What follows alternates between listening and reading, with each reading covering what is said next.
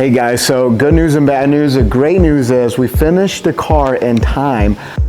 The show is not till Saturday. We were able to successfully manual convert the vehicle, coat it, do a full air rise suspension, big brake kit up front, and then for the rear end we did a twin turbo setup, which is differential, axles. So we needed to kind of get the brake size bigger in the rear because the fronts were, this is a 15-inch rotor in here, and it would have looked a little goofy if we kept small brakes in the rear. So good way to do that on a budget is a differential, axles, knuckles, that sort of thing.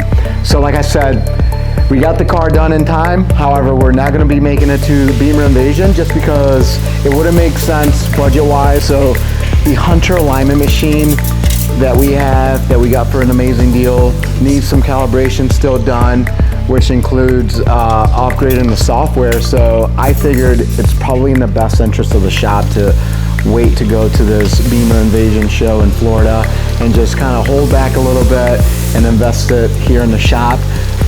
With that being said, we will be attending local car shows with the BMW.